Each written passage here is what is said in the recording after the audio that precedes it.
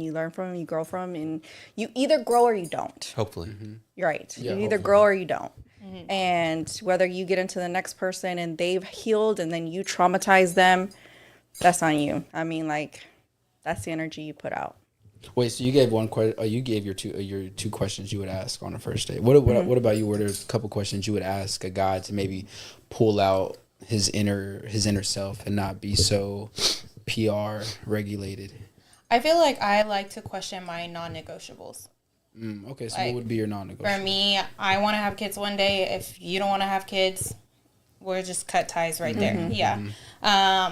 Also, too, I love God. I need a partner that loves God, too, and is going to put God first. If you don't, I don't think you can lead me. You're not going to respect me like you should, because, whenever you're tempted, who are you going to turn to?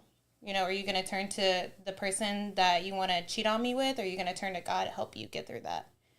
So that's important for me. What are some other things? Kids. Do you want to get married? Because I want to get married one day. What- If that person doesn't want to get married, then I don't want to waste each other's time. Is that a non-negotiable? I So do. marriage is a non-negotiable for you. Yes. But okay, so what about marriage makes it so enticing to want to get married? Commitment.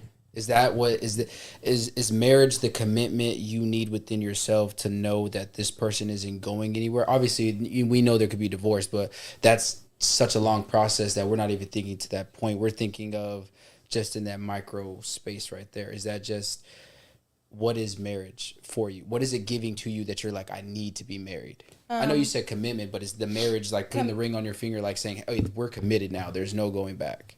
Well, no, I don't think that, like, just because you marry someone doesn't mean that, like, you potentially can't get divorced, because people do mess up. I think sometimes, I think I seen a post one time that was like, it said something along the lines of, that relationship, sometimes you settle and it's not even, like, the relationship God has for you, So that's why I feel like when I was so young, I wanted to get married, and I dated for very long periods of time with like 2 or 3 different people, and I thank God that it just didn't work out, right? But for me, as far as marriage, I want to find my person, commit to them for the rest of my life, and have kids, and just chase God together. I have a question. So what if you met a God-fearing man, but he just wasn't willing to get married? No, that's not. Still no? That's not.